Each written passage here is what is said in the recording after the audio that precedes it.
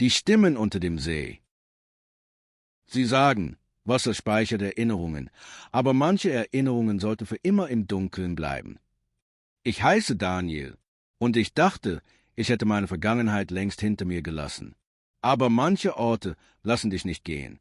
Vor ein paar Monaten bekam ich einen Auftrag, eigentlich banal. Unterwassergeräusche für ein Archiv aufnehmen, für eine Klangbibliothek. Naturgeräusche, nichts Besonderes. Der Ort, der St. Ewaldsee, versteckt in einem verlassenen Winkel von Mecklenburg.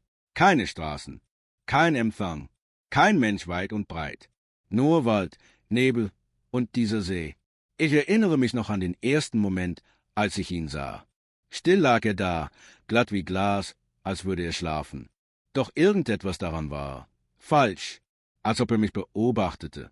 Ich weiß, wie das klingt, aber der See war nicht still, nicht wirklich.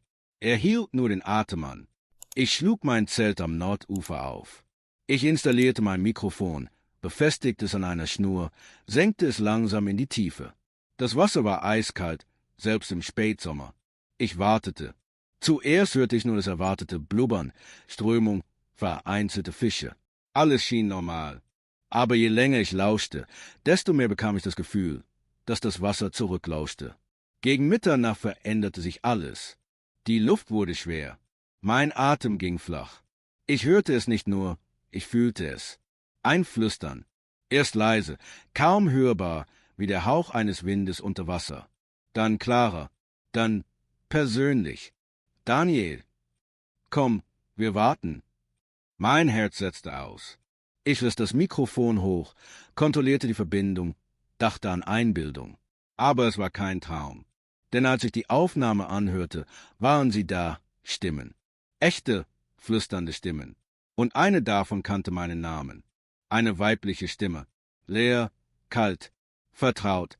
In dieser Nacht hörte ich Schritte. Langsam, schwer. Sie gingen direkt an meinem Zelt vorbei. Ich hielt den Atem an. Dann ein Kratzen. Etwas fuhr über den Zeltstoff. Ein Finger oder eine Kralle. Als ich nach draußen stürzte, niemand da. Nur der See. Still, lauernd. Am nächsten Morgen entdeckte ich es, ein altes, vermoostes Schild, halb zerbrochen. Tauchen verboten, Lebensgefahr. 14 Vermisste seit 1983.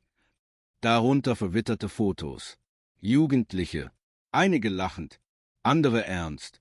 Und dann ein Mädchen mit geflochtenen Zöpfen, große Augen, blasses Lächeln. Julia. Ich erstarrte. Alles in mir zog sich zusammen, denn ich kannte sie, meine Schwester. Sie war 7, als sie starb. Ich war 10. Wir waren damals an einem anderen See. Dachte ich. Picknick, Sommer, Lachen, dann ein Streit. Sie war ins Wasser gerannt. Ich bin nicht hinterher. Ich hatte Angst. Ich dachte, sie wollte mich nur erschrecken. Aber sie kam nicht mehr zurück. Seitdem Schweigen, Therapie, Verdrängung und ein Leben, das sich nie ganz richtig angefühlt hat. Aber wieso war ihr Bild hier, an einem anderen See? Wieso flüsterte ihre Stimme meinen Namen? Ich blieb, aus Angst und Schuld.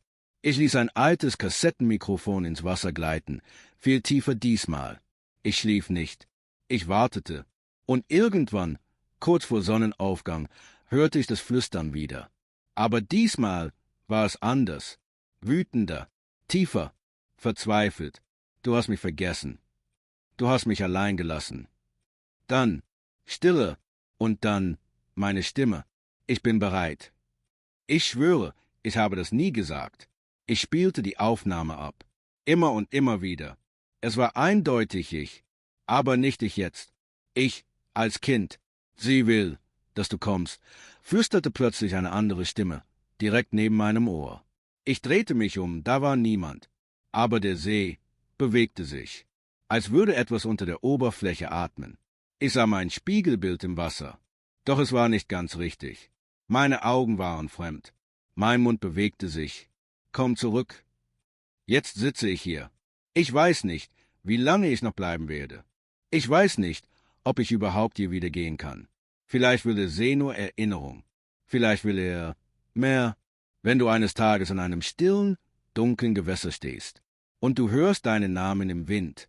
Geh nicht näher, denn der See vergisst nie. Und jetzt bist du dran.